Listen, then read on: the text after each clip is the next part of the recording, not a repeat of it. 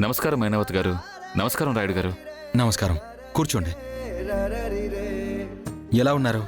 మైనావతి గారి దయ వల్ల చాలా బాగున్నాం. మేడం చేసిన హెల్ప్ వల్లే నా బిజినెస్ ఇంకా డెవలప్ అయింది. నేను ఈరోజు ఇంత మంచి పొజిషన్లో ఉన్నానంటే దానికి కారణం మీరేనండి. స్వార్థం స్వలాభం చూసుకోకుండా ఎదుటి వాళ్ళకి సహాయం చేయడం మా మైనావతి ప్రత్యేకత. అన్నట్టు ఇప్పుడు మీరెందుకు వచ్చినట్టు? మా పాపకి మైనావతి గారితో పేరు పెట్టిద్దామని వచ్చాండి. అయ్యో, దానికి నేనెందుకు? అలా అనకండి. మాకు ఇంత సాయం చేసిన మీ మంచి మనసుతోనే మా పాపకు కూడా మీరు పేరు పెడితే మాకింకా ఆనందంగా ఉంటుంది. కాదనకుండా మా పాపకి పేరు పెట్టండి ప్లీజ్.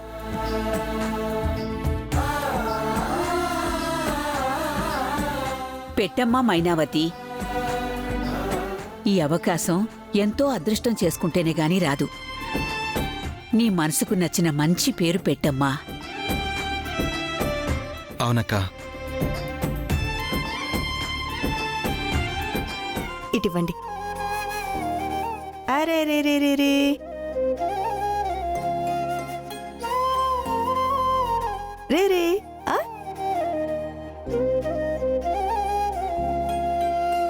ఏం పేరు పెట్టాలి నీకు? ఓయ్,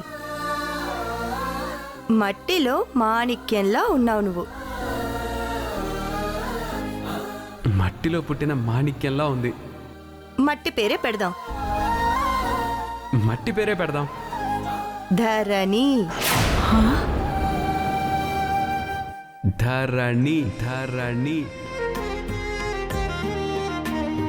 ధరణి.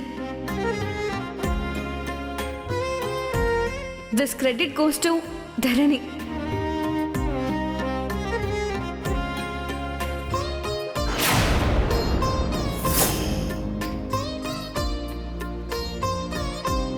మైనావతి కూడా అదే పేరు పెట్టింది. అంటే మైనావతి కాదన్న కూతురే మళ్ళీ దగ్గరయ్యే రోజు రాబోతుందా?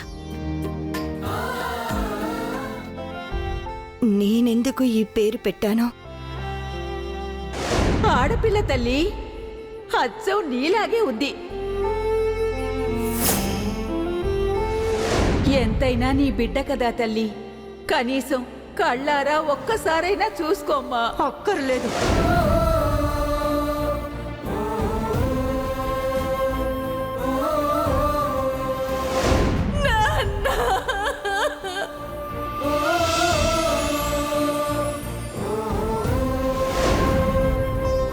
ధరణి.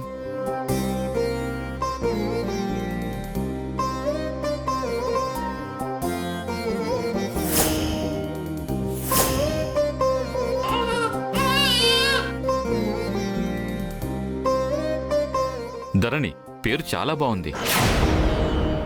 అవునండి.